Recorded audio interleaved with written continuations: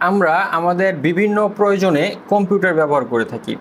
আর এই কম্পিউটার যখন আমরা কিনি তখন আমাদের প্রথম যে জিনিসটা জানার প্রয়োজন হয় যে আসলে কনফিগারেশনটা কি হবে, মানে আমি যেই কাজের জন্য কম্পিউটারটি ব্যবহার করব সেই কাজের জন্য একটা কম্পিউটার, সেটা হতে পারে ল্যাপটপ, সেটা হতে পারে ডেস্কটপ, সেই কম্পিউটারটা আসলে কনফিগারেশনটা কি হবে।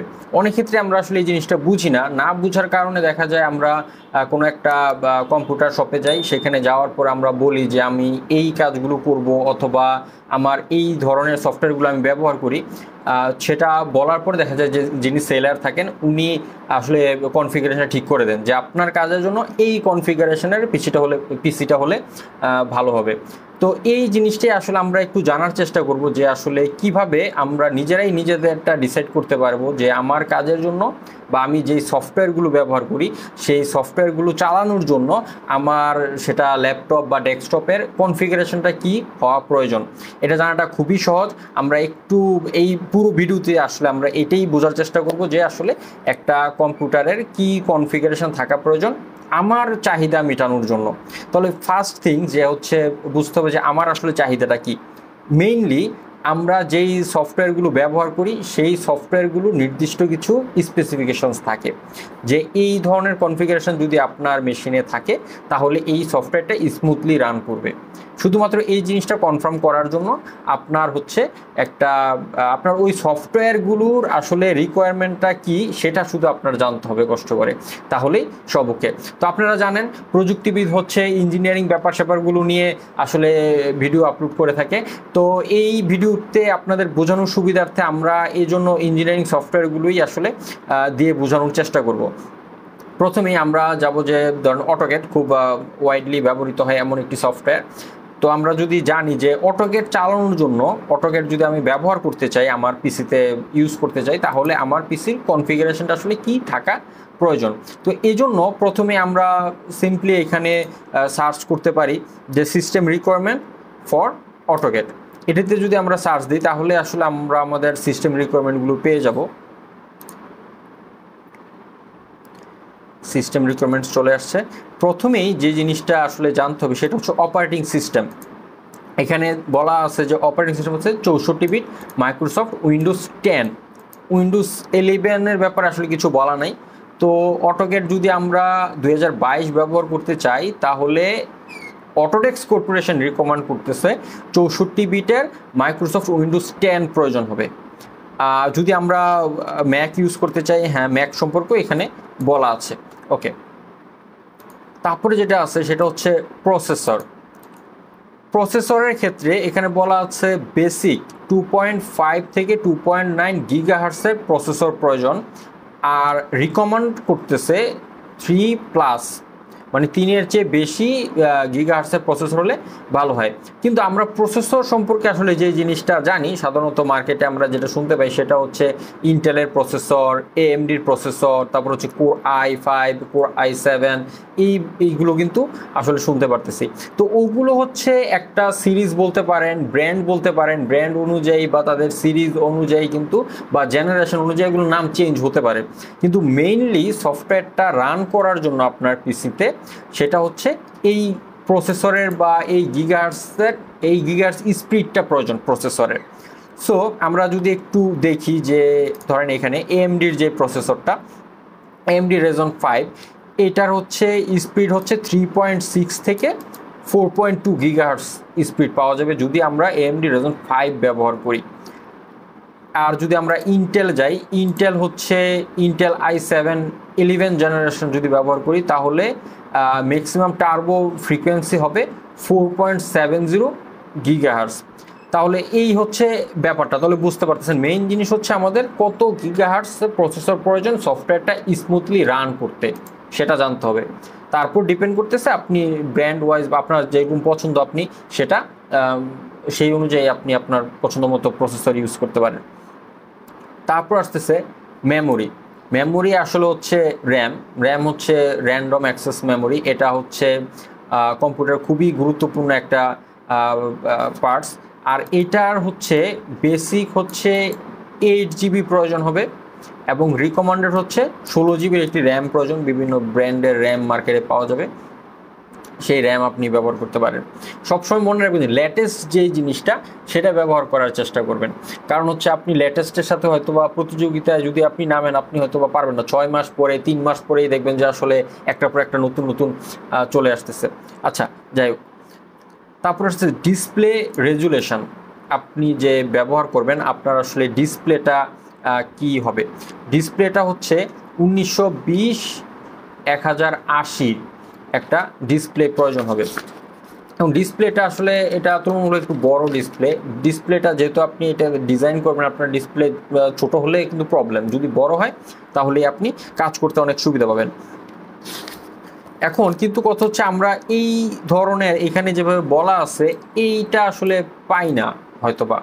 আমরা যেটা পাই মার্কেটে যেভাবে জানি সেটা হচ্ছে যে ডিসপ্লে হচ্ছে 14 ইঞ্চি, 15.2 ইঞ্চি, এই ধরনের আসলে আমরা কিন্তু ইয়েটা পাই মার্কেটে, ওরকম পাওয়া যায়। কত ইঞ্চির ডিসপ্লে আপনি ব্যবহার করতেছেন, তাহলে আমরা যদি আসলে একটু গুগলে যদি সার্চ দিই তাহলে ব্যাপারটা একদম ক্লিয়ার হয়ে যাবে।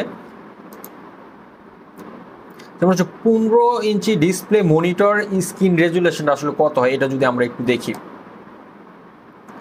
মোস্টলি ইয়েগুলোতে আমাদের হচ্ছে মোস্টলি আমরা যেই ল্যাপটপগুলো ব্যবহার করি, ল্যাপটপগুলোর হচ্ছে স্ক্রিন রেজুলেশন হয় 1024 ইন্টু হচ্ছে 768। তো আমি যদি আমার ল্যাপটপের আসলে ডিসপ্লে রেজুলেশনটা দেখি আসলে কত, এখানে দেখা যাচ্ছে আমারটা হচ্ছে 1366 থেকে 1366 ইন্টু হচ্ছে 768 এটা। এখন দেয়ার 15.6 ইঞ্চি যদি ডিসপ্লে হয়, তাও মনিটর হয়, তাহলে দেখা যাচ্ছে এটার হচ্ছে স্ক্রিন রেজুলেশন হয় 1366 ইন্টু 768। তাহলে কি আমার ইয়াতে আসলে আমি যেই কম্পিউটারটি ব্যবহার করতেছি এখানে কি আমি আসলে অটোক্যাড 2022 ব্যবহার করতে পারবো না? অবশ্যই পারবো।